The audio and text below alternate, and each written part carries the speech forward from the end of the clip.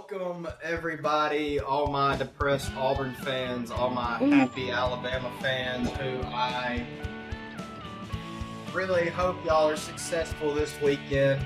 But if you are like me, you are in a little bit of agony because nobody knows how to describe what happened in the last 45 seconds of 2020. What a weekend it was in college football. Another disappointment in the fact that there still have been no upsets. It's getting weird to this point. But I had a good weekend still up here in Michigan in the Detroit area. Actually going to Grand Rapids, Michigan tomorrow. It has snowed. I don't know. Jack Frost is out here doing something. I am not built for this here. It is cold as can be. It is currently 24 degrees outside. I am not built for this whatsoever. We will see how I handle the roads going to Grand Rapids tomorrow. But I had a pretty good weekend, and we'll get into it. Cowboy, how was your weekend? It was pretty good, man. It was pretty good. You know, heads up play. We went mobile this weekend. We was at the Saints at the Falcons game.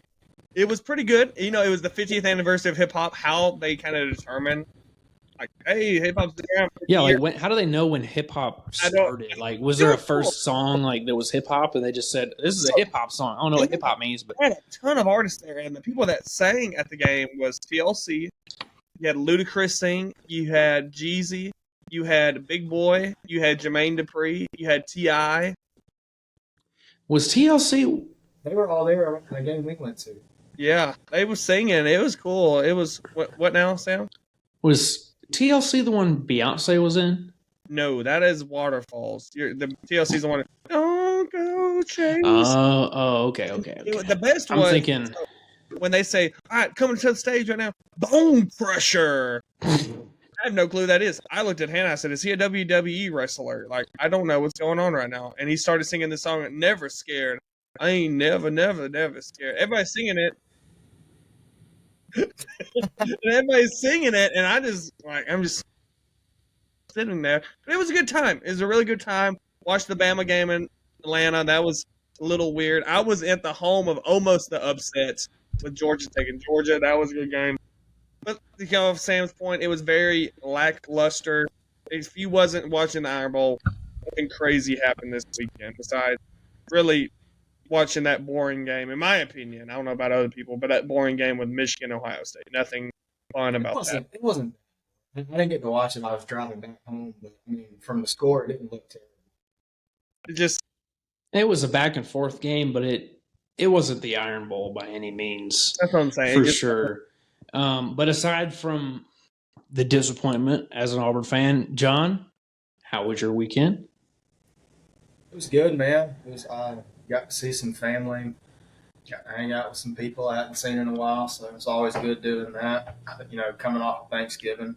John, did you stay in Dothan for Thanksgiving? Yeah, I went up to Atlanta on Saturday morning. Oh, okay. Cool. All right, guys. Iron Bowl. Let's dive into it because this was an Iron Bowl for the ages. We've said it before. This is the greatest rivalry in sports, and this game showed it. You know, we can debate Ohio State, Michigan, the game, Red River. I think Red River's better than the game, in my personal opinion. But nothing comes close to the Iron Bowl, and this game just proves it. And we said it. John, you called me a little bit after the game, and you said, aside from us, who would have predicted this? And I don't know. I mean, it laid out everything, just laid out like it was going to be this way. The final game. The final regular season SEC on CBS game ever, final Iron Bowl ever on CBS, Hugh Freeze's first year. They just got their asses kicked by New Mexico State. It's at Jordan-Hare. So many things. This Auburn's going to put up a fight in this game. This is going to be a freaking game. This isn't going to be a blowout. It never is a blowout at Jordan-Hare Stadium. I think we were all on the same page with that too. Because I remember this podcast.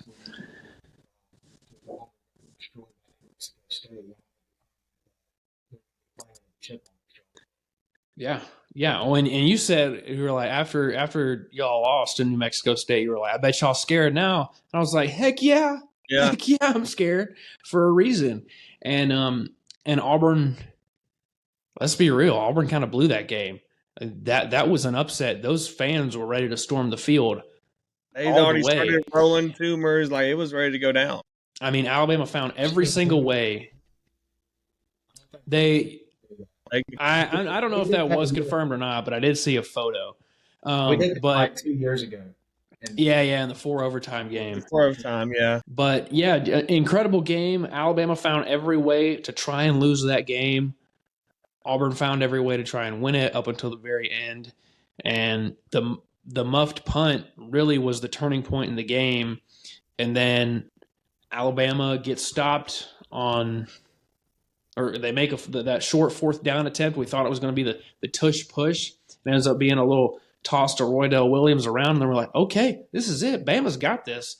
And then Seth McLaughlin, who's had bad snaps all year long, makes another one. The ball goes 20 yards downfield, and here we are. In that moment, I was thinking, what bowl game are we going to play in? Like, are we going to be in the Sugar Bowl, the Citrus Bowl? And I was like, I called Cowboy. I was like, we just lost this game. I guess we're going to try this BS play, whatever this is, a Hail Mary or whatever. And turned out, I was speechless. My jaw dropped when Jalen Miller made that throw and Isaiah Bond made a heck of a catch. I mean, I don't know why you rushed 2 on that play. That was just a weird defensive call by Auburn. And to have a spy, what are you spying?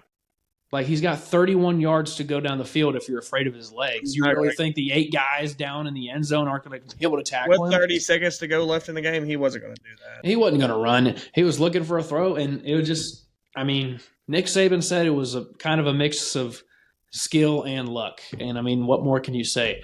So that was, to me, probably the greatest Iron Bowl moment of my lifetime. The 2021 game was also incredible, but, like, nothing will ever come close to the kick 6. Nothing will ever come close to that. But I want to get y'all's thoughts because I know y'all got them. Go ahead, John, and then I want to feed off of you.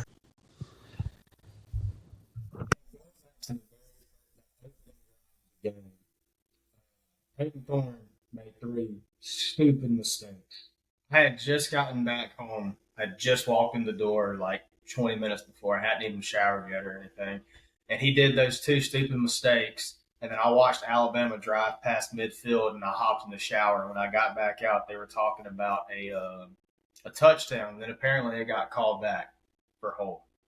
So, like, when I hopped in the shower, I was like, this game's over with. If we're going to open the game like that, there's no way we're going to come close to it. The ending was great, man. The ending was great. We like you said, Sam, we definitely shot ourselves in the foot. I mean,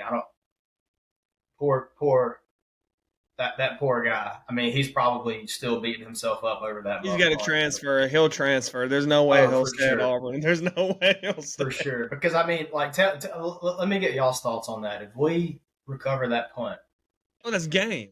That's game. I mean, I don't know what else to even discuss about. That's you run the clock out, get it under 40 seconds or whatever, take a knee. Alabama will take all 3 timeouts, and that's it. Yeah, that's what I'm saying. And then like, it just – to add to the craziness, like you mentioned, y'all's center has been awful all year. And that one snap, like, I know John's going to say, oh, Auburn cheated. I'm going to get into the referee. I'm going to get into the umpire calls because there was a lot of bad ones on both sides, but I'll get into that. But more towards Bama, it was bad, but it's fine. I disagree. But that last play, man, when it was 4th and 31, I was sitting here. I was like, I can't wait to go into work on Monday with my Auburn polo on. I'm going to talk so much trash to all my coworkers. You know what one of them said to me today, guys? Y'all are going to appreciate this. I was needing some help with something, and I said, hey, man, you got a second? And he was like, oh, is that an Auburn joke? He goes, you got a 4th and 31, and it made me so mad. But I'll tell you what I loved about this game is I've always said that the Iron Bowl doesn't have any, altercations or physicality to it. And I like the fact that the referees let them play it out. Now, when It that was dude chippy got, this game. it was a lot chippier than I've ever seen. And when that referee got ran over, I thought that was it. I thought like the whole defense and offense was getting ejected, but I think they were just trying to get the hell out of there at that point because there was 10 seconds left. Something like that. I mean, it was I think like 20 seconds left. I mean, it was on the kick return. Yeah, it was chippy on both sides. Officiating was terrible on both sides, as Cowboy wants to get into. Started with that face mask. It should have been called. It should have been As an Alabama fan, that was blatant. But to your point, I mean, we can get into the officiating for sure. So Auburn played Alabama like they did Georgia. Auburn rushed for over 200 against Alabama, and I think they rushed it with 42 times or 41 times. Against Georgia, they rushed it for 219 yards from 43 attempts. Similarly eerie, like how close that is. The game started off, like John says, very bad, and then we don't do too hot. We have to punt it, and then, of course, here comes the face mask call. It should have been, in my opinion, it should have been an offsetting penalty. It was a push in the back, block in the back, because when he pushed him, he grabbed his face mask. That was a face mask. I'm not saying it wasn't a face mask. It should have been offsetting penalty. I do think it was block in the back, and I'm not saying it's not face mask. It was face mask. That should have been a block in the back, offsetting penalty. Because I'm telling you, that touchdown they called back was bullcrap. That was not holding. He literally twisted him. Even when Gene Sessator. When Gene Sessator is saying that is not a hold, when has he ever said anything about Alabama in a positive way? Ever? Yeah, he always chooses it. I mean, granted, we're looking through crimson colored glasses here. But tell me I'm wrong. You are. I heard him compliment Alabama. Okay, I do want to get into one call then, because me and John got into it. That false start. How is that a false start? So from the explanation that I saw was that they called the play dead. You can't have three people in motion. You cannot have you can't have three people. Look, the whole game on both sides was terrible. The very first drive y'all had after that play, I saw where y'all had, I think, somebody on the right side in the neutral zone. Y'all got away with the holding call when Milrow ran it around. I mean, it was bad calls all around. They even talked about it on TV. I mean, I told Cowboy this. I said it seemed like the first half of the game, or maybe I told you, the first half of the game it was. I told you, that's right. It seemed like everything in the first half of the game went against Auburn, Auburn, and then the second half is like Alabama wasn't getting any calls, right? Like the dude who just laid out James Burnip. Like just out of nowhere, right in front of the referee, just laid on top of him. Like what? Or at the end, just giving him a hug. He was just giving him a hug. 10 seconds to go after Bond catches a touchdown. Jermaine Burden. I mean, I'm not saying this. I'm not a fan. He got punched in his head. He got punched in the head. Yeah, he got like shoved in his head. I'm starting to like Jermaine Burden a little bit more. He's a baller. But I'm gonna tell you though, the worst call. Just saying, y'all are taking too many negatives away from this. All right, y'all won the game. I always will. As an Alabama fan, we need to improve. I'm just telling you though, the worst call all night was that Burden catch. Yeah, that was terrible. That was a plain. You could see that little. That was a plain shade of green. As an Auburn fan, I need to know. As an Auburn fan, what was that a catch? I saw light red. Look, we can argue all day about refs, but at the end of the day, we would not have gotten the ending that we did if we didn't get the officiating. Hey, can I say one thing as a Barner real quick? One thing that I've noticed, and I'm sure that y'all can agree to it. Whenever Auburn loses, we're pretty good at owning up to it because it happens a lot, right? But whenever Alabama loses, I do feel like y'all especially tend to blame the refs and look for any explanation as to what went wrong. Okay, you better get ugly. I told Sam, I said, if Auburn wins this game, you're about to see Auburn fans come out the woodworks for this game. Auburn fans a week ago, I'm done. I'm never watching them again. I'm never watching them. I didn't say that. I didn't say you did. I didn't say you did. But it's true. Auburn fans have not gave a crap about football this year. If they would have beat Bama, no. Auburn fans have given a crap about football. They've given a crap about it a lot more than I have. I'll give them. Well. Let me put it like this. Here's what's happened, and this is happening. And it happened in 2021 too. Alabama wins. It's the Iron Bowl. We say it. Both teams Both teams say records don't mean nothing. Both teams say records, rankings don't mean nothing. And here comes Auburn fans after they lose. Well, Alabama barely beat a 6-5 Auburn team. I'm like, you said records don't matter. Preach. Guess what? Like the noble Auburn fan I am, I'll own up to it and say that I have seen that. But y'all love to blame the refs for everything. Basketball, football. No, bull. I've been seeing all over Twitter. I've been seeing all over Twitter. Oh, Bond pushed off. Bond pushed off in the end zone. Bond pushed off. He did. He actually did. That's the thing about it. Just like our player tackled Jaws 80 yards away from the ball, he actually did push off. Look, he did a misstep. He snapped his hand. We only complain because we pay them a certain amount of money to do a job for us, and sometimes like we're like, okay, look, we want maximum 3 penalties in this game. Yet you called 7. That's $100,000. His credit card statement. Give me his credit card statement. Give me his credit card statement. Y'all ever notice Hugh Freeze? He kind of got a small mouth. Give me his credit card statement. Give me his credit card statement. I will, but I mean, you can't lie. Like a lot of stuff. He'd been a diamond that game. There was a lot of stuff like not called in a good way. Like the fights, for instance. Like I'm glad that they didn't throw any flags or anything. Like when we first got chipped. Yeah, I'm glad. Awesome. You're glad they didn't get called because your players were the ones starting the fights. Oh my god! Well, all right. Here we go. Let's see. All right, to kind of back up here. I talked to my dad. My dad is a huge Auburn fan. Oh, this is just like when John Rivers was like, well, Hugh Freeze has been preparing for the Iron Bowl. And he did. It's obvious. It's obvious. My high school football coach's son's daughter knows him. Okay. Come on. You can't say that didn't make a little sense, though. That makes a little sense. He couldn't do nothing against New Mexico, but against Alabama had all these new plays it's out. The Iron Bowl. Records don't matter, remember? Yeah. All right. Anyways, I talked to my dad. My dad said, I thought we were going to get spanked. And I was like, I didn't. Never do. I didn't, for sure. And I kind of explained to him why. And he was like, yeah. But he said he's super excited going forward for Auburn. And I agree with him. I think you should be. Because if Hugh Freeze can do what he did to Auburn and Georgia with virtually nobody, like zero talent on that team whatsoever, I'd be getting scared if I'm the rest of the SEC. I mean, he needs a quarterback back. He needs a quarterback. He's got the number 9 quarterback in the country from Arkansas coming in. You know, there's a guy from, I think, Phoenix City committed to A&M.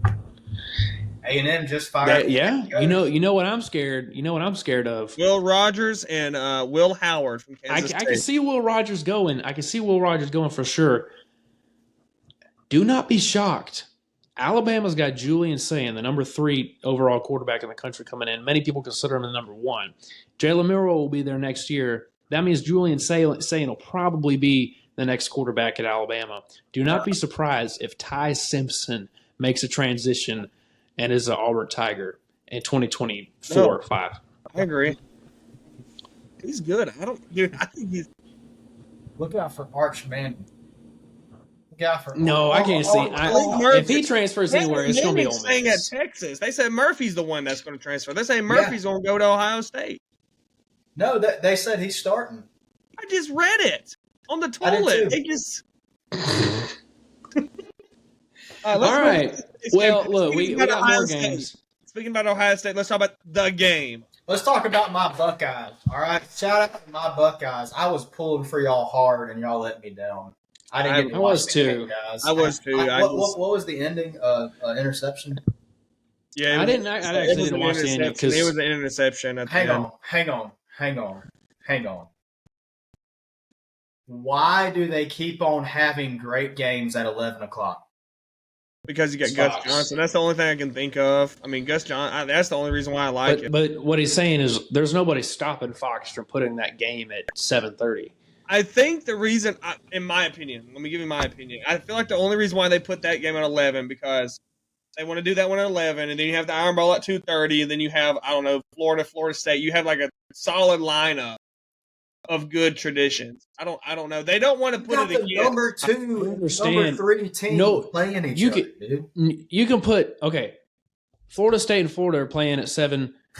Ohio State and Michigan playing at 7. Who's everybody going to watch? Fox has that audience either way. So I see where John is coming from, but that's Fox's thing. They want to do this big noon kickoff thing. Nobody watches big noon kickoff. I know. Okay, it's not college game day. It sucks. All right, but the games itself, I think they're really good. I really like Joel Klatt. I really, really like Gus Johnson. I think he's incredible. I don't really like the production value of like Fox games and the camera work and all that and the colors. I don't like them. But I agree where you're coming from. I'll be honest with you. Y'all know I'm a big ESPN hater for lots of reasons.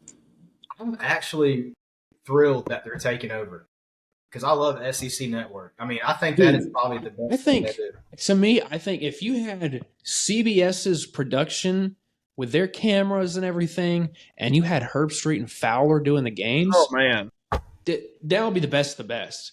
I mean, I do. Fowler, dude. We hate on, Brad and Gary. I kind of got a love-hate relationship with Brad and Gary. A lot better than Vern and Gary. A lot better than Vern and Gary. I don't know. I liked Vern. I loved Vern's voice. Only thing with Vern was he always like mispronounced people's names, but like his voice and everything was synonymous with football and college football. But anyways, as far as this game goes, it was a snooze fest. I mean, Michigan won the game 30-24. J.J. McCarthy looked pretty good. They did not throw much at all. Again, because it's Sharon Moore. Probably the game plan was to not throw very much. It seemed like Michigan really kind of had this game in the bag the whole time. Ohio State would come and make it close every single time, but it just never felt close like they were no. To be. What I learned in this game is neither one of those two teams wants to play Georgia or Alabama, the Oregons. I would even throw Texas in the bunch. They don't want to play. No, I agree. I think, they very well might put Michigan at number 1 just because they beat Ohio State. Which they should. They should. But, I mean, let's be real. Georgia, Alabama, and I would agree probably Texas or Oregon is beating Michigan right now. Easily. I agree with that. I don't understand, because, John, you sent that tweet out about the quality wins that, every team below Oregon has. Yeah. It's insane.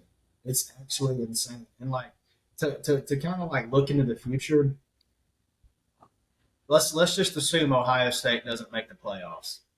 If Michigan wins it all, what's going to happen with this whole scandal that they got going on?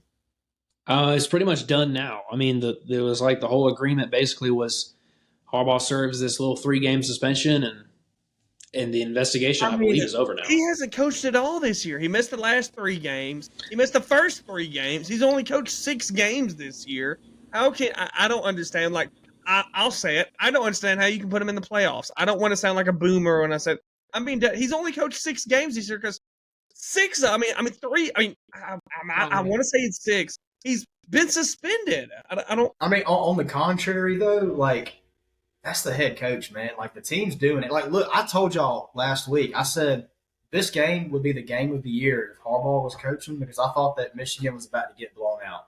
But they didn't. They won against a really good Ohio State team without their head coach. That you can either say that they've gotten where they are because of quote-unquote cheating, or you can say they're a good team. But I'm also going to say that I'm going to give that dude credit. He's a good coach, and how do I say this? He's able to practice with them. That's a big difference. If he wasn't able to be around the team for 3 weeks, that'd be a huge difference. If he can be around them from Sunday to Thursday or Sunday to Friday, my gosh, that makes the world difference. He's just not there calling the plays, but he can install it. You see what I'm saying? I'm not trying to say what you're saying. Well, on the other side, it's a tough job because he's taken over in what is their biggest game of the year. You got there's some pressure on that because he'll be getting head coaching offers here soon. He should. You watch for sure. But on the other side, Ryan Day has now lost 3 straight. I don't know how you put this the game in plural. I guess the games lost the 3 straight times against Michigan. You can't let that happen at Ohio State, right? Just like the Iron Bowl, you lose 3 times to that team, I don't care how good of a coach you are, your seat is now a little hot. Are they going to fire Ryan Day? Absolutely not, as they should not, because the only Big Ten team that he has a losing record against, or ever has lost against for that matter, is Michigan. He's like 40-0 against all other Big Ten teams. So it's like we should not be questioning Ryan Day, but we should be questioning how he performs against Michigan because he does not seem to be able to get it done. It might change next year, though. Let me tell you. I'm going to tell you Ohio State's schedule, and it's not in any particular order. They have Akron, Western Michigan, Marshall, at Michigan State, Iowa, at Oregon, Nebraska, at Penn State, Purdue, at Northwestern, Indiana, and then they play Michigan at home. That game at Oregon is going to be fun to watch. I tell you that. I'm excited whenever they move into the Big Ten and all that. I'm so excited. But the thing with Ryan Day is like, okay, sure, we can criticize him and maybe look at like firing him. You shouldn't, but it's like, who are you going to get? Wait, we're going to bring Urban back? Harbaugh went 0-5 against Ohio State at the beginning of it. They're never going to fire him. But I would argue that Ohio State has a higher standard than Michigan does. I agree. I was just about to say that. I think Ohio State plays at a much higher standard because when's the last time Michigan won a national championship? 1997, and it was like split. Yeah. I mean, because it was still like AP. I wish they would have gone last year because that would have been a much better game. But I mean, I don't know. Are y'all gonna, if they go, like let's say Georgia beats y'all, and it ends up being Georgia and Michigan the national championship. Who are y'all going to pull for? Oh, Georgia. I hate to say it, but I'd probably pull for Georgia. Keep it in the SEC. I can't. I'd rather not see a Big Ten team winning. I'm being dead honest. Well, I don't know. If it was Ohio State, I'd be pulling for Ohio State over Georgia. If it was Oregon, reason, I'm just not liking Michigan right now. I would anybody but Big Ten. I do not like the Big Ten. I don't either. Especially Harbaugh. I do not like Harbaugh.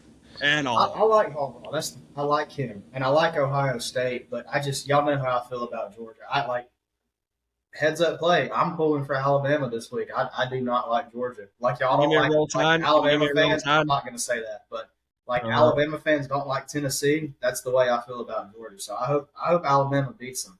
But I don't know, man. I'm going to pull for Michigan if that's the case. I'll pull for everybody that's not Michigan. But let's move to the next game. You're right. Underrated rivalry, the Apple Cup. I thought this could be a game with Washington moving to the Big Ten, kind of leaving Washington State in the dust. I was like, you watch out. Washington State might be playing with a little anger, with Washington moving to the Big Ten. But Washington comes out on top. It was a really close game. What do we think about Washington right now? I'm just not very impressed. They're going to get blown out by Oregon. I will bet the house that they're going to get blown out by Oregon. I agree. Well, yeah, we need Washington. We need Washington to win because we don't need any more one-loss teams in the field, right? Because the more one-loss teams, the more we have to try to convince people that we're the best one-loss team, right? So I agree. We do need Washington to win, but I think, and we'll get into the championship games here in a little bit, but I've not been very impressed with Washington recently. Ever since the win against Oregon, they've seemed to struggle win and struggle win and struggle win and struggle win. But so that's me. Many other teams. It's like Texas has struggled with. I mean, Oregon hasn't had any. Texas scares me right now. Texas scares me. They beat the dog out of Texas, and then we'll go to that game next. They beat the dog out of Texas Tech. Archie Manning got in, and I'm gonna tell you, I know it was a little bit of. He didn't look too bad for a freshman, a redshirt freshman. I believe he's gonna be. I think he's redshirted, but he didn't look too bad. Y'all watch any bit of that game? I did not watch any of that because it was a beatdown. I was like, screw that. I'm not going to watch that. But, yeah, I mean, good showing from Texas. I mean, I kind of knew that's what the result would be. So, yeah. Let's see. We're kind of blasting through them now. What about Florida State? Florida State. Florida choked. Florida massively choked. This was a game Billy Napier needed this win. He needed this. And with Jordan Travis being down, I think if Florida had Graham Mertz, they would have beat him. I think they would have beat him. So just unfortunate turn of events with Florida also having their starting QB out. But, You I gotta mean, the love the irony defense. with that, though. You got like not love You it. do. Like obviously, you hate that was the situation, but like you gotta like I mean, because they were interviewing Graham Mertz and he was talking about how he texted Jordan Travis and like, no, this sucks, man, but hopefully we'll both get healthy and things will be all right. I mean, stand up, think when you say.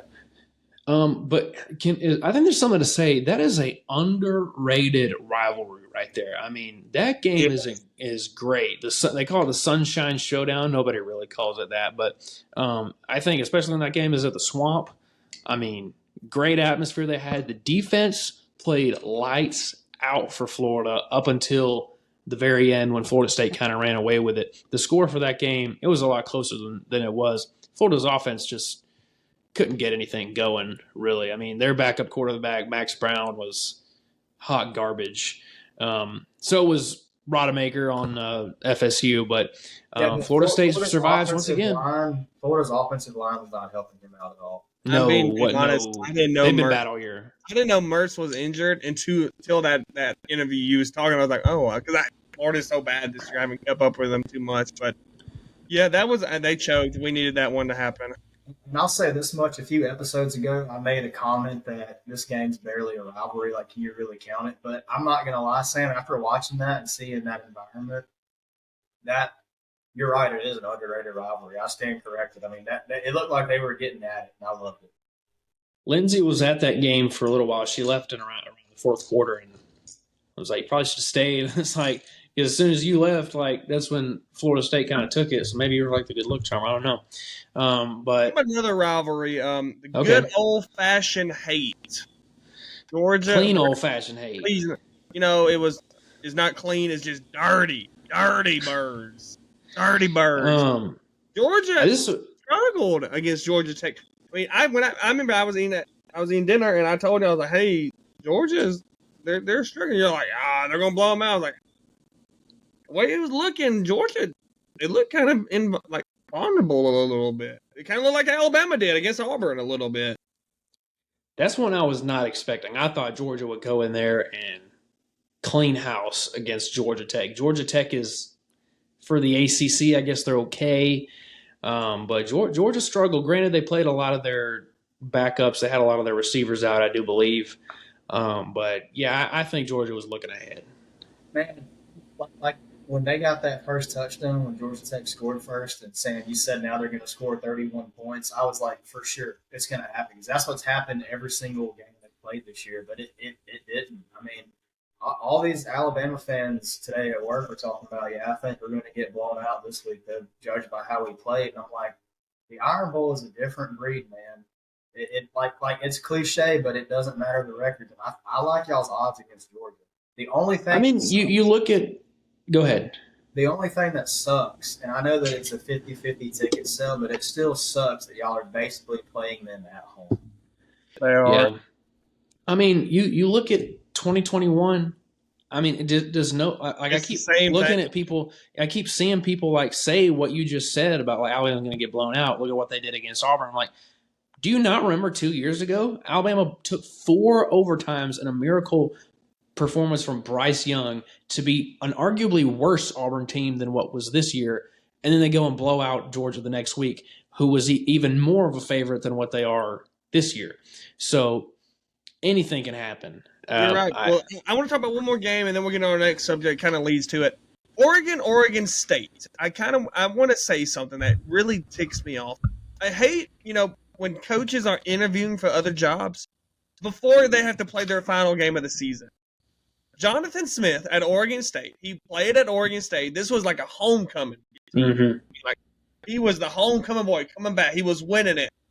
He could have beat Oregon. I truly think he could have beat Oregon if he put his mind into it. There's no way that he put his mind into it. Because it was reported before the game he has emerged as the front runner for Michigan State.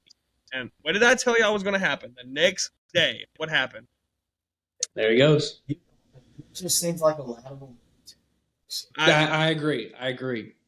I think it's ridiculous. He wasted. I mean, you saw where I'm not even going to try to pronounce his last name. The quarterback DJ, he just put, well, crap, or something like that.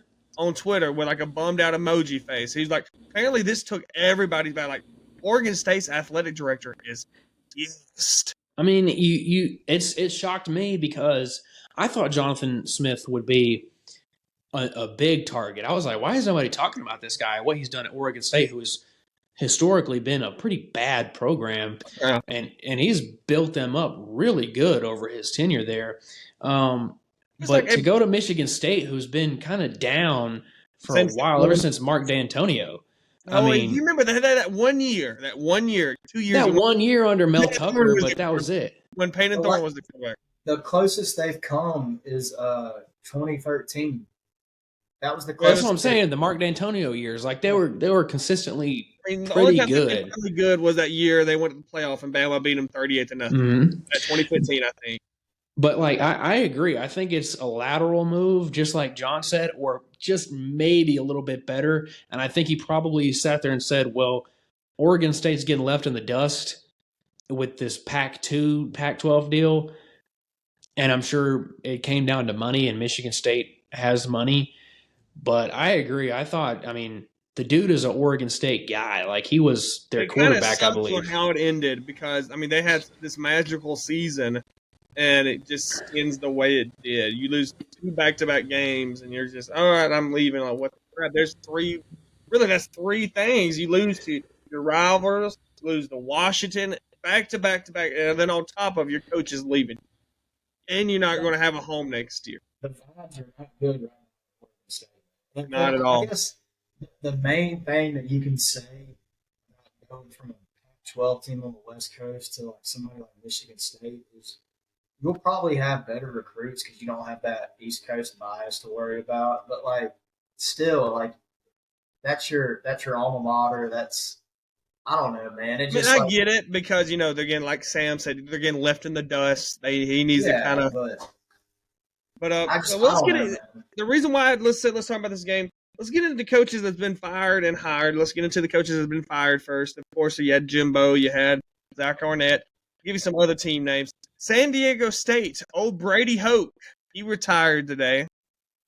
I remember. Yeah. You remember Brady? Yeah, he coached at Michigan for a little while. I really haven't done any research to see who's going to replace him there. Now, this next one I've done a little bit, and it's crazy the names popping up. Indiana, Paul Allen has been fired. His buyout was $15 million, by the way. A lot at a random. That's surprising. For a basketball school. It was $20 million, but they lowered it. Like he agreed to lower it. I was like, oh, well, why Jimbo not do that? But the names popping up for Indiana, I've seen 3 names. John Gruden. The fans want John Gruden. They ain't getting John Gruden. Kane Womack at South Alabama. And this last name's going to shock you, and I just don't. No way it shocks me any more than Kane Womack. Tommy Reese at Alabama. I could see that name is. I bet that happens. That don't make sense. I think Kane Womack makes the most sense. He was the DC there while they was good. They had that one good season when he was the DC there. Okay. You're right. I forgot about that. If I'm Indiana, I'm going after Kane Womack. A young coach. I mean, I'm going young with either Tommy Reese or Kane Womack. I agree. I would probably go with those 3. I would go with Kane because 1, he's probably going to be the cheapest, and 2, I mean, obviously John Gruden is the most proven as a head coach, but they're not going to get John Gruden. But I mean, when you compare Kane to Tommy Reese. 1, I don't know if Tommy Reese would take the job. I feel like he wanted to go to Alabama to get a head coaching job, but I don't know if Indiana's what he wanted. I think Kane Womack fits. I know the fans would be happy with him. Next job.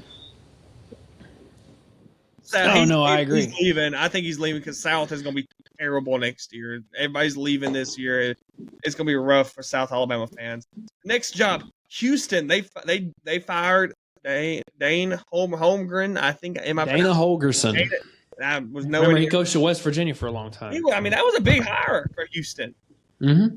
I mean, it was a big hire. The names they're throwing out there. This is who I would hire. They got Gary Patterson, the longtime former TCU coach. I think that's awesome. Gary Patterson. This is a name that Alabama fans are going to recognize. Jeff Banks. Mm. Jeff Banks, and then Jeff Taylor from UTSA.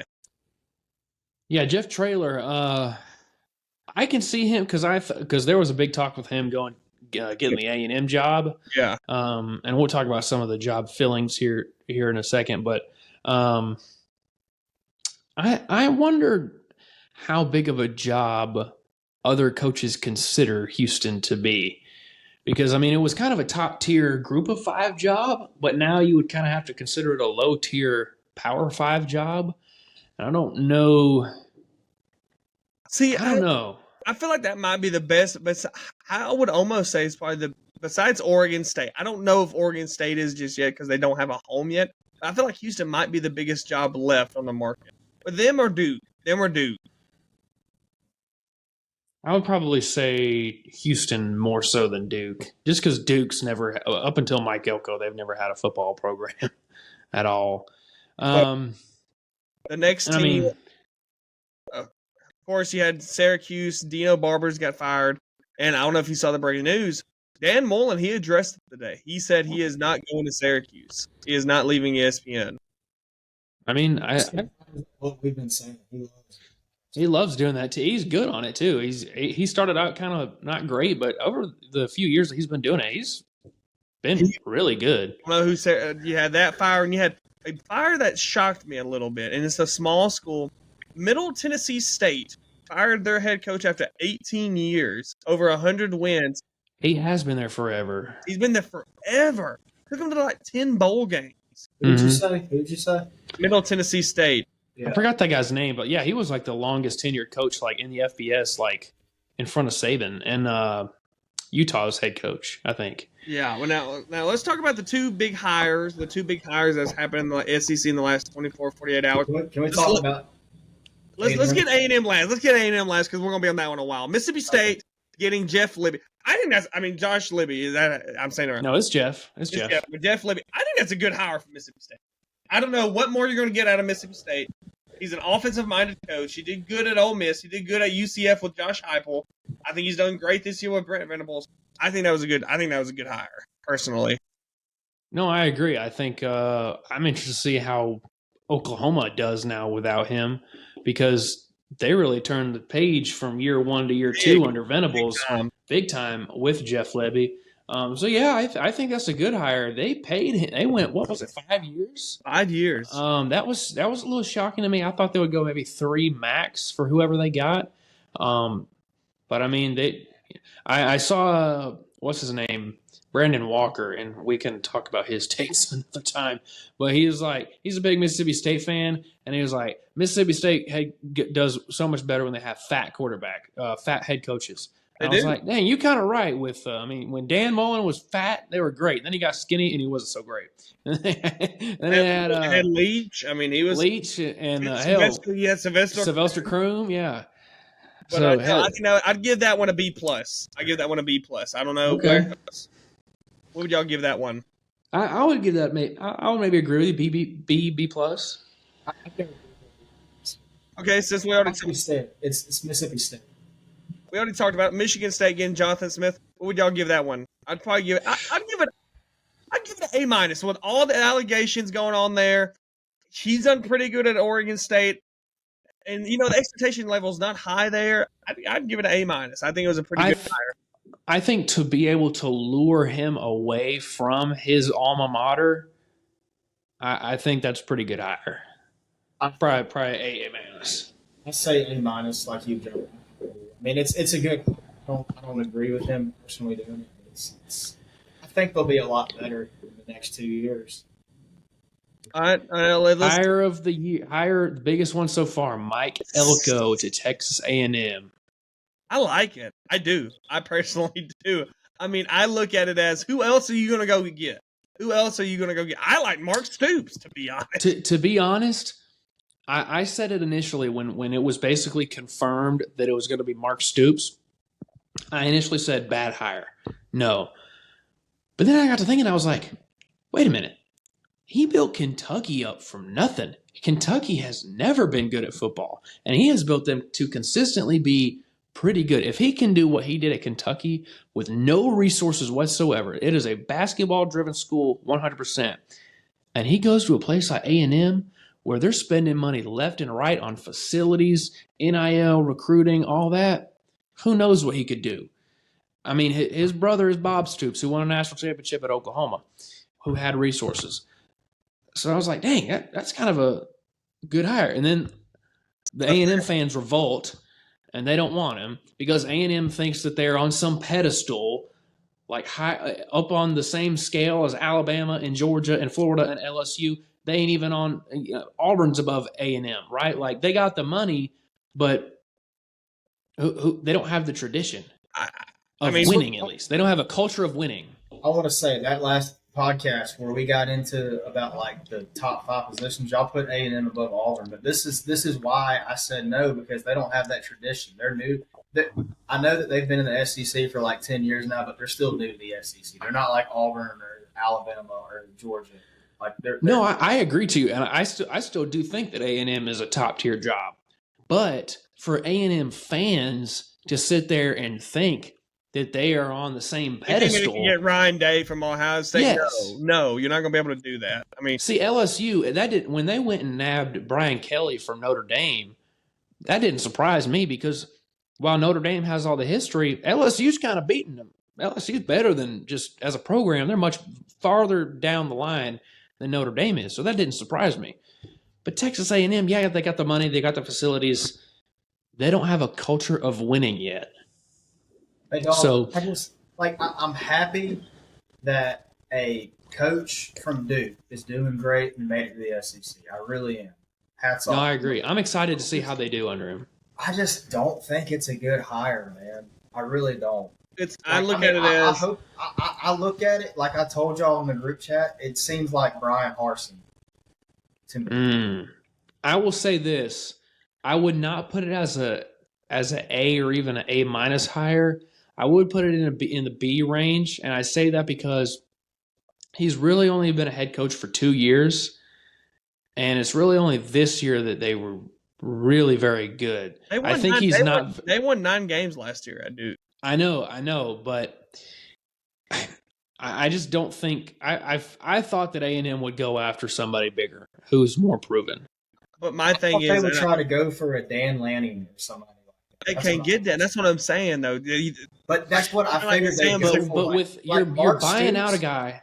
Mark Stoops makes so much more sense than. I agree. They're kind of the same. It's the same person, though. You think about it, if he can win at Duke at a basketball school, where they're spending all their money on I mean, it's almost like looking at Coach A, Coach B. Same. Mark Stoops has been doing it for 10 years. He's been doing it in the SEC. You got to realize too. Where did Mike Elko coach before Duke? It's one of those like A&M. At A&M. But that's okay. We know we like him because we know him. That's a Kane Womack's Indiana type thing.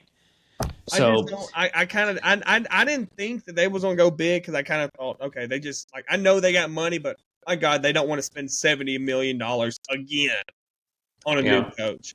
I knew they were gonna go. Did they announce what the contract was? Not yet. I don't think they have. But I don't think it's a Brian Harsin level. I think what Auburn did with Brian Harsin, I can talk 30 minutes about that. I think that was a fumble.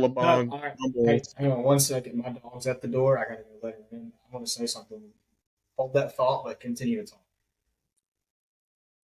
You're talking about Brian Harsin. Yeah. I think that's up there with like Jeremy Pruitt going to Tennessee. I mean, we can talk all day long about Auburn. Auburn's in a rebuild, and it's because they hired Brian Harsin and they fired Gus Malzahn at the wrong time. I think A&M, it's one of those situations. They're not going to go into rebuild because, they hired Mike Elko. I think they've been in a rebuild since they moved ever since the Johnny Manziel era. They haven't been good since Johnny Manziel. Just like Auburn firing Gus Malzahn, it's like, who are you going to get? It's the same thing with Kevin Sumlin. You went and got Jimbo Fisher, but, that didn't really work out. That's why I look at this highlight. Okay, you want someone better than Mike Elko. Who can you get better than Mike Elko? You can't get Dan Lanning. You can't get Dabo. You can't get Ryan Day. Who else is left? Who says they couldn't get Dabo? Dabo what? If Dabo was going, who says they couldn't get Dan Lanning? Dabo would have been the perfect fit. I think Dabo would have been great. You know who my number 2 would have been if I was A&M? y'all are going to think I'm a Varner for this, but I think Gus Malzahn could have been that. He's proven himself. Why not? He proved himself at Auburn. He was not a bad coach, and y'all know it. But the only thing with Gus Malzahn was he would have like one really, really good year and then have like 2 or 3 85 seasons, then have another really good year. He couldn't keep it up consistently. He gives me South Carolina. He gives me South Carolina, Arkansas vibes. He does not give me. All right, I don't disagree with that, but an 8-5 season, I mean, like, whatever. But I mean for A&M to have an 8-5 season and then an 8-5 season and then a 10-2 season, like that's great for A&M. That's pretty good. But yes, I even said this in the group chat. I don't think it's as bad as Brian Harsin, them hiring Mike Elko, but I do think it's kind of like on par with that, just a little bit. Like I think he'll do better than Brian Harsin. I think he'll stay longer. But like I don't know, man. Dabo, you could have stolen Dabo. I promise, because Dabo's not going to Alabama. That was the big rumor like 6 years ago that he was going to be the next Nick Saban. He's not going to do that, and he won't. He probably wouldn't mind being back in the SEC playing more competitive football. And that's where my issue is with Mike Elko versus Mark Stoops is Mark Stoops been doing it for longer at an SEC school with probably a little bit better resources football-wise than Duke has, but you're still doing it in the SEC and you're doing good. I mean, they beat freaking Louisville, who's a really good team who I think is going to beat Florida State this weekend. I mean, I think he would have been a great fit there, but like you said, Sam, that the fans had to go and complain about it, and this is. Well, rumor was that he had taken the job. They had offered him the job, and he took the job, and he was on the plane, and he landed from Lexington into the local airport at College Station, and the fans revolted on Twitter and social media and all the message boards so much within that little period of time that by the time he got off and onto the tarmac, they immediately turned him away. Are you serious? It's a rumor, but it sounds like something A&M would do. It's kind of like 2014. I mean, I'm sure maybe Sam knows this. I don't know if John. Saban was going to Texas. Saban was he left. You remember that? He wasn't going to Texas. Yes, he was. Yes, Texas fans say he was going to Texas. He was going to Texas, and then Texas came out with it too early, and he got pissed off about it. He wrote in his book about it.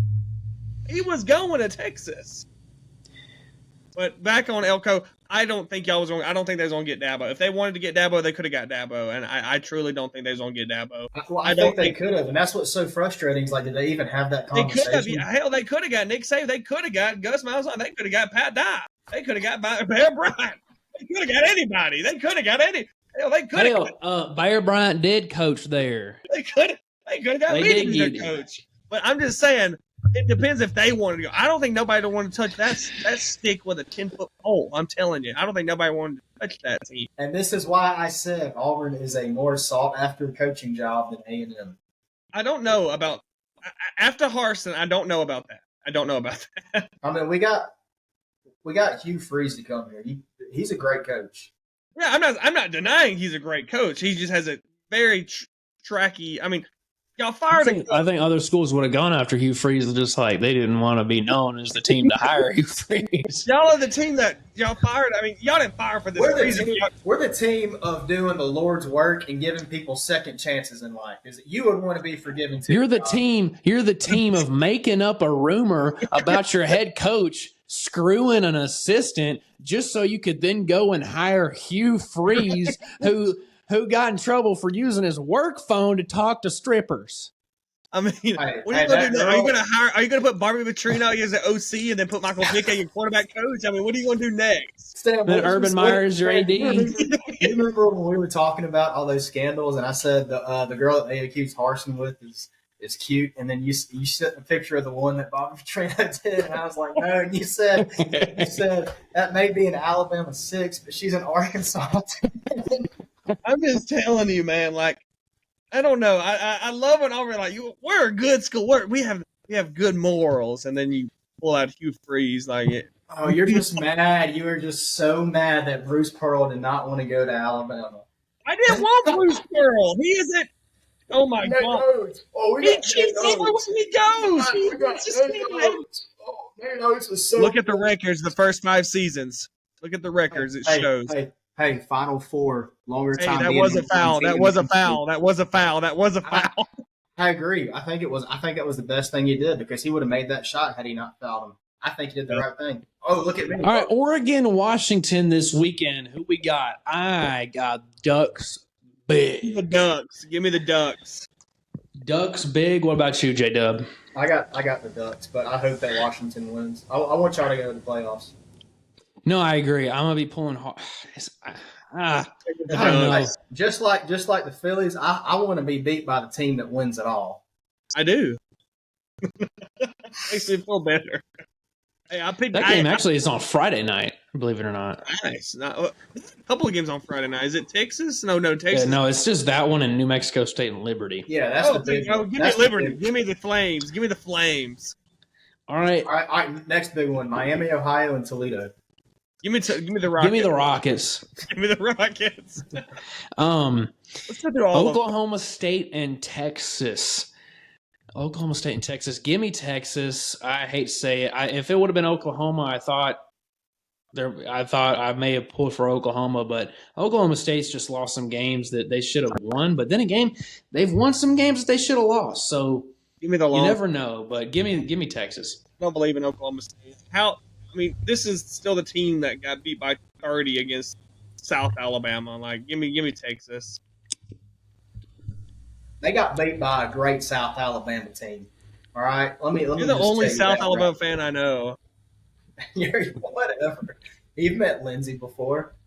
I'm going to take Oklahoma State. USF fan. Okay, taking the upset. SMU and Tulane. I did not know. SMU's had a quiet good season. They're 10-2 in the AAC. Tulane has struggled. They're 11-1. They are not a good 11-1. Give me SMU. Give me. Yes, I'm with Sam. Give me. I don't know why nobody's hired this dude yet. Give me Willie Fritz and the Tulane Green Wave. Word was he was being looked at by Mississippi State. Mississippi State. They were looking at all these coaches and they did nothing. But you know what? Give me. I still like to hire, but give me that. Do y'all know where that game's played at? I assume New Orleans. It's played in New Orleans. Yeah. Okay. Oh, that may lean better to Tulane's side then. It's probably gonna lean towards. I'll still take Tulane, but we got Boise State at UNLV. Barry Odom and the Rebels. Give me UNLV. Give me Vegas, baby. Give me Vegas. give me UNLV, quiet team, another quiet team that they have been. What is that? The Mountain West. Yes. Give me UNLV. That I think this is like the best team that they've had in like program history. Give me Brian Parsons stopping. Give me Boise State. Oh man, he's going back. It's kind of crazy to me. They fired their coach and they're like in their championship. Like that is odd. That is odd. Let's go with the Sun Belt. I don't want to talk about this. This makes me so mad. Give me Troy. Why does this make you mad? Because we hate Troy. We're 6-5. It ain't like we had a shot to be in it. Appalachian State at Troy. Give me the Trojans. I think they're going to win it again this year. Troy's been really good. John Summerall, I think he'll be the next coach to make that SEC jump. I think he will. I think John Summerall will not be the coach of the Troy Trojans come 2024. Give me Troy. Appalachian State has been good, not like they were when we were in college. Give me Troy, unfortunately, as a Troy hater. I agree with that. Michigan. Question. I guess I'm just not finding this out because I never really paid attention to them. Why are the smaller market conferences playing other teams' home stadiums? They're not like. What do you mean? I don't know if they can secure like I know the Sun Belt, like they play at like the team with the better record stadium. Yeah. Instead of like securing, they probably don't have the funds to like secure a deal with an NFL stadium or something. Well, then also, like, let's say, for instance, you're an NFL stadium. Do you really want to host? That's true. It makes more sense. I mean, you lose money and putting labor out there, changing the field over. Like, it's not going to be filled up. No. You got Michigan it's at Iowa, playing in Indianapolis at the Colts Stadium. Michigan at Iowa. This is my game of the week. because they got Michigan 23-point favorites. I think Iowa's got a pretty dang good defense. Like I really No, I do not agree. see a world where Michigan beats them by 23 points. I agree. Give me the Wolverines, but I don't think they cover. I say Michigan as well. I think they might beat them by maybe 10 points, if anything. 23 is a like big stretch to me. outstanding to me. Yeah, that's a slap in the face to Iowa. Like that's 100%. They're a better team. Now, if this was, I see where they're coming from with this spread because Jim Harbaugh will be back, so probably more likely that the offense will be more explosive. JJ McCarthy will make more throws and stuff. But again, I 23 is a big number. That's a big number. I mean, for a championship game, that's a big number. And two ranked teams. If they wasn't, I mean. And this is an Iowa team that should be 11-1. They lost to I forgot who it was by only like 2 points. I think Nebraska. It was Minnesota. Minnesota by only 2 points. Would y'all be surprised if Iowa won this game? No, I don't think I would be slightly surprised. I mean, yes and no. I don't know. Louisville, Florida Well, State. before we move ahead, I'm sorry. I don't know if anybody's talked about it. What if Michigan loses this game? I mean, people are writing Iowa off on this thing. Everybody's saying this is a virtual lock for Michigan to be in the playoffs. They could very well lose it. That's what I'm you saying. never know. That makes it even more of a challenge for them. That would be some heavy major chaos if Iowa somehow wins that and Alabama beats Georgia. Dude. But let's move on. All right, next game. This We got next one. Louisville Cardinals versus the Florida State Seminoles. Vegas guys, Florida State minus 2.5-point favorites. I'm going to go with the upset. This is my upset of the week.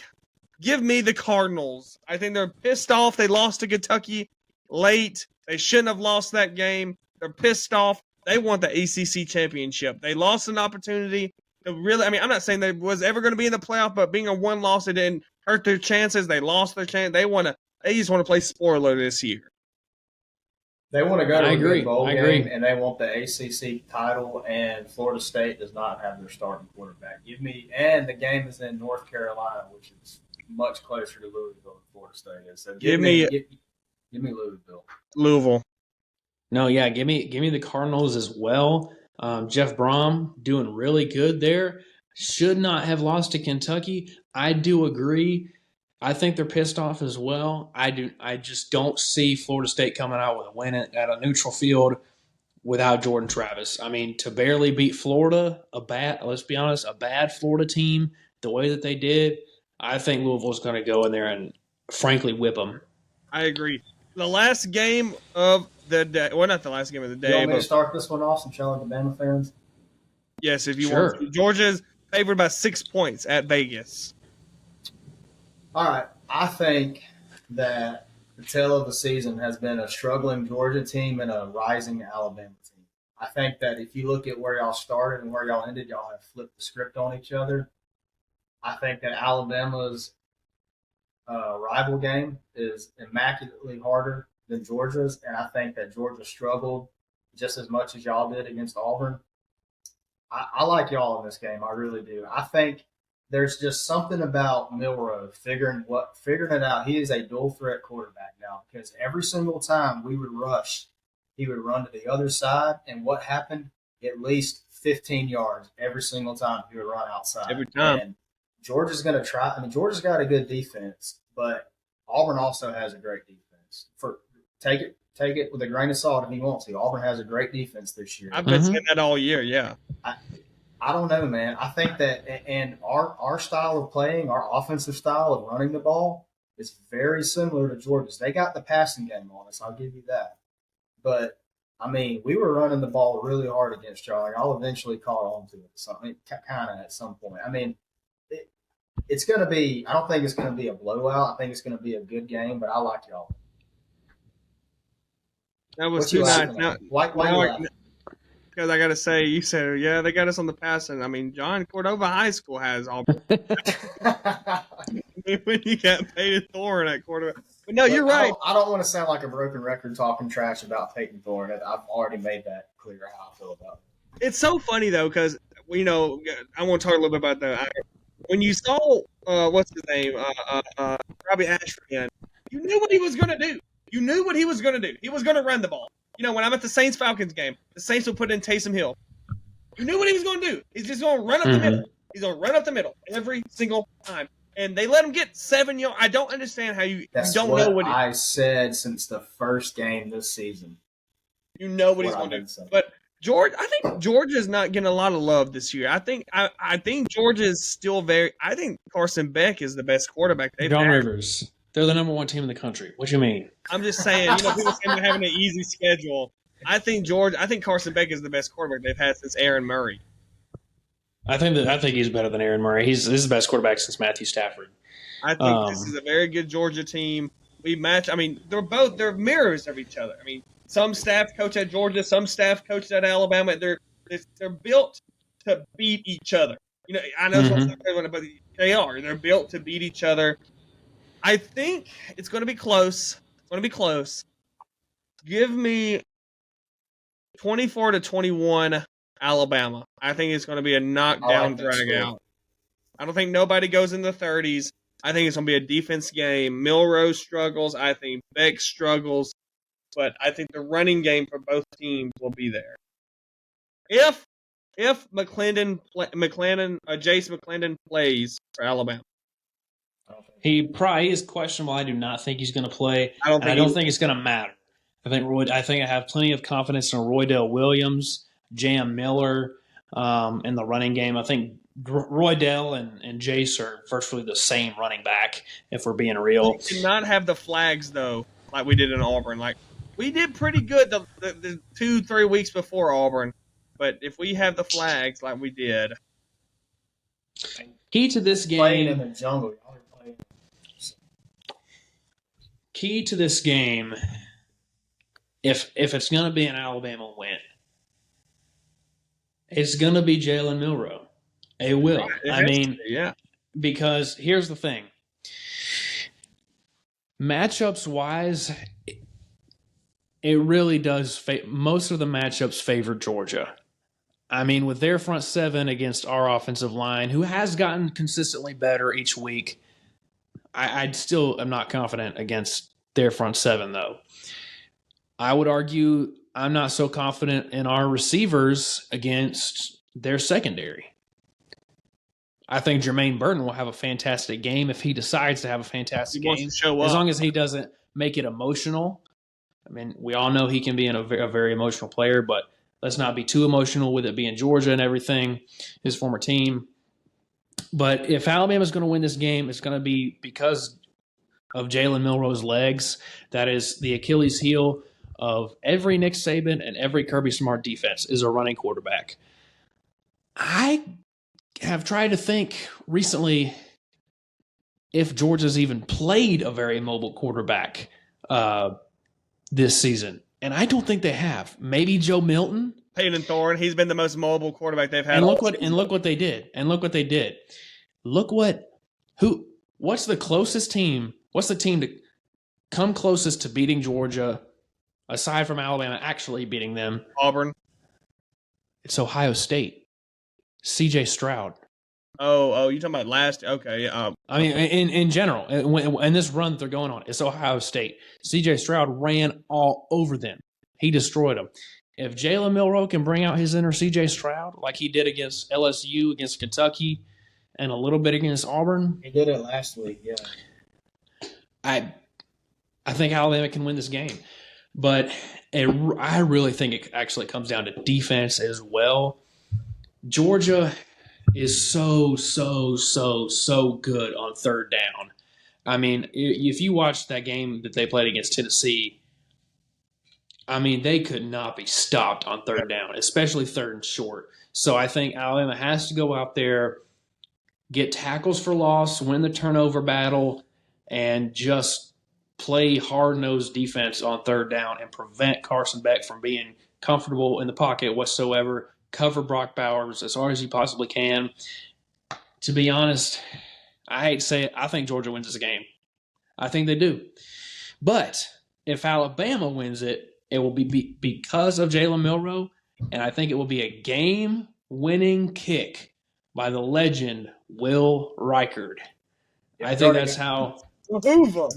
I'm not talking trash, but I'm glad for y'all's sake, not for my sake, that he missed a field goal against us and not Georgia, because he's already got like that scratch. Like, you don't have to worry about messing that up anymore. Yeah. Like, he has a clear mind to do what he has to do. Yeah. Well, it's like he tied it. He hasn't beat it yet. So No, I'm talking about he like hadn't missed a field goal all year until the Iron Bowl.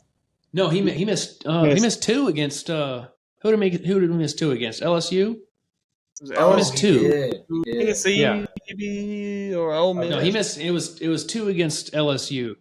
I'm pretty sure, but which was out of nowhere because he's Mr. Automatic.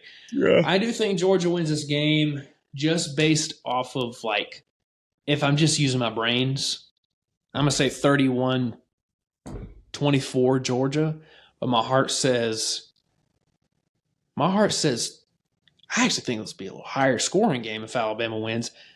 I would say Alabama 35, Georgia 31. Well, no, that wouldn't be a field goal winning. Give me 35. Give me 38-35. Okay, I like it. I like it. So I haven't really given you an answer as to what my prediction is because I really can't. I think we're going to lose, but I really want us to win. All right, I say in this game, 24-21 Alabama. Okay. All right, but yeah. All right, What John, you got to say, John? I said 24-21. Did you? Yeah. Oh, okay. Well, I can't. I can't take it back. We're on the same page. On the same. 25-22. I think it's going to be 1-0 game. And I think they're going to hit a home run deep to the NBA ball. And they're going to hit a home run down to deep left basket.